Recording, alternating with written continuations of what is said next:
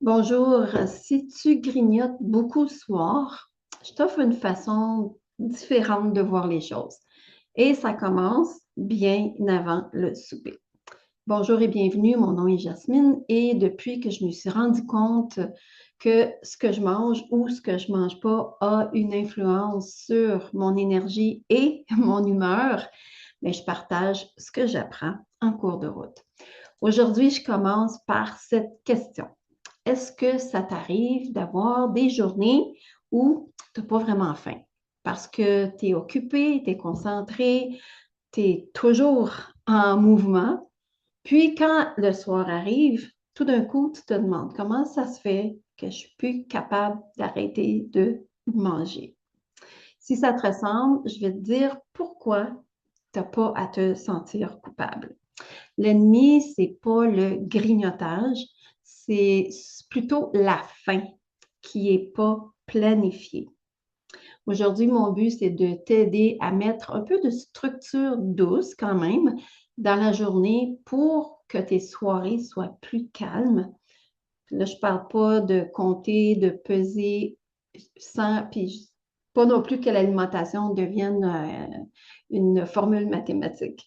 L'idée, c'est pas de manger moins non plus, c'est une question de manger quoi et quand. Donc, plus tôt dans la journée et plus régulièrement pour que le corps n'ait pas besoin de se rattraper plus tard.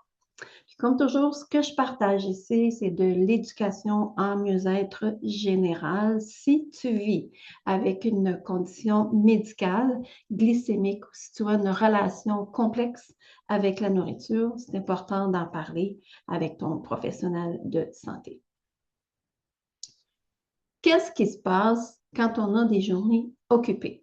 On se lève, peut-être qu'on prend un café, puis ensuite, c'est les réunions, le travail, les responsabilités, les activités des enfants ou des petits-enfants et, comme de raison, les imprévus. On n'a pas le temps, les repas deviennent moins prioritaires et c'est comme si on n'avait pas si faim que ça. Mais le corps a quand même besoin de carburant. Avec le temps, on sent des baisses d'énergie. C'est le corps qui envoie des signaux.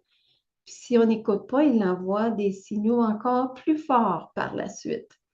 Donc, tu peux te sentir fatigué, irritable, puis parfois, tu peux comme avoir un brouillard mental.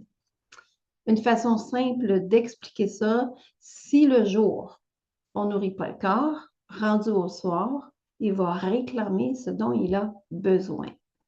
Donc, le soir, si tu flanches ou si c'est ça que tu te dis, c'est pas parce que c'est un manque de volonté, c'est que le corps est intelligent.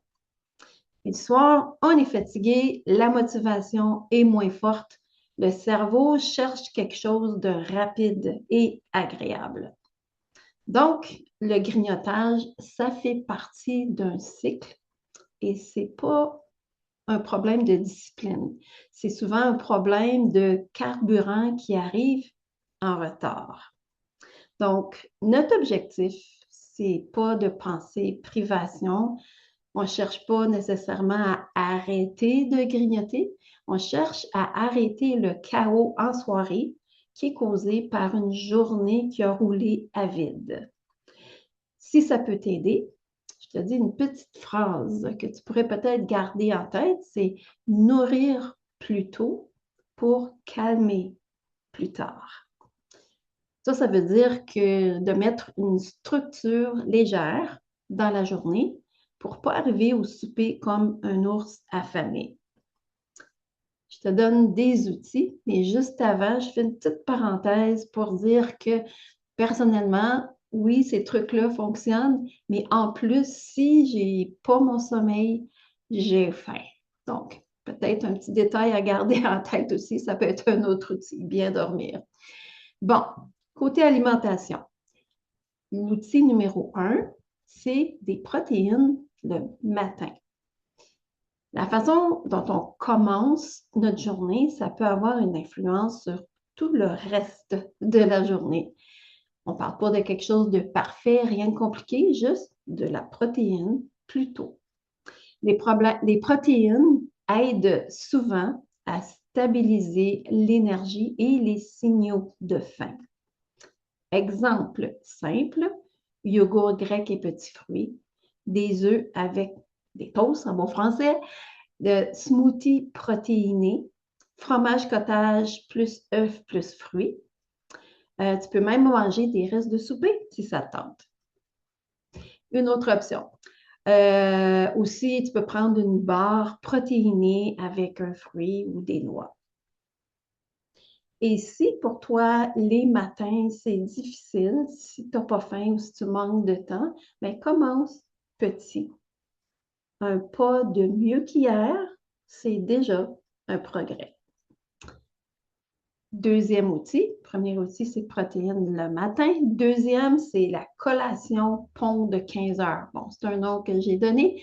Ça peut être à 2h30, c'est en mi-après-midi à peu près. Puis ça peut faire une différence parce que le milieu de l'après-midi, c'est souvent un moment critique. L'énergie abaisse, le stress monte parfois, puis le souper est encore loin. Bon, qu'est-ce qu'on fait?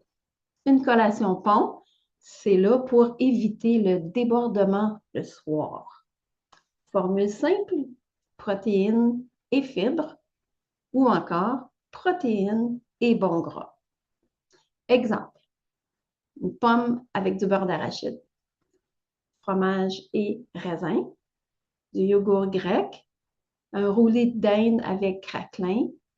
Ça peut être des noix avec des fruits. Personnellement, moi, j'aime bien les noix. Je fais mes mélanges moi-même. Puis, comme fruit, ça peut même être un fruit séché. Là, ici, j'ai des pruneaux. Pourquoi pas des pruneaux? C'est bon pour les os aussi. Donc, un petit bonus. L'humus et les légumes. Œufs à la coque avec une toast. Mais la clé ici, c'est que une collation, c'est pas un extra, c'est pas une gâterie, c'est une stratégie, c'est un outil. Donc, c'est toi qui prends soin de ton futur toi en soirée. Donc, ça, c'est le deuxième outil. Le troisième outil, ce que j'appelle l'assiette journée occupée. Donc, on se donne la permission officielle de simplifier ces journées-là. La règle, c'est de manger aux 4 à 5 heures. Manger quelque chose de vrai. Pas parfait, mais quelque chose qui est réel.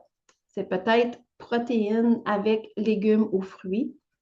Ça peut être un sandwich qui est bien simple avec carottes, wrap avec fruits, soupe avec craquelin et fromage. Ça peut être un bol de reste. Donc, la formule la plus simple, c'est protéines, couleur, puis quelque chose de rassasiant qui peut être soit du gras, soit des fibres, du bon gras. Si on veut de la constance, que ça dure dans le temps, qu'il y ait un momentum, bien, ça commence avant le souper. Donc, si pour toi, les soirées, c'est du grignotage constant, ce que tu peux regarder en premier, c'est pas vraiment la volonté. On a vu que c'est pas vraiment ça. Tu commences par la structure. Nourrir plus tôt pour calmer plus tard. J'ai une liste de collations rapides qui est justement pour l'après-midi, que tu peux alterner durant la semaine. Si tu veux l'avoir, tu peux écrire PON en commentaire, puis je te l'envoie. Une autre ressource qui pourrait peut-être t'aider, le 25 février, il va y avoir un webcast, c'est en direct. Ça s'appelle le February Healthy Weight Reboot. Oui, c'est en anglais. Si tu veux l'avoir, je t'envoie le lien, puis tu vas pouvoir aussi regarder le replay si tu n'es pas libre à ce moment-là. C'est à 8 h le 25 février. Donc, une structure simple avec un emploi de temps chargé, ça c'est le sujet de ces webcasts-là. Puis, ça te donne aussi une option courte de 5 jours pour commencer et un parcours plus complet de 28 jours. Il y a aussi des conseils sur les prochaines étapes à suivre qui sont adaptés à ton style de vie. Donc, dis-moi, le moment le plus difficile pour toi, est-ce que c'est l'après-midi ou après souper ou les deux?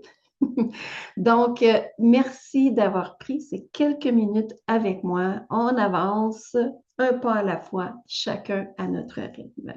Donc, à la prochaine.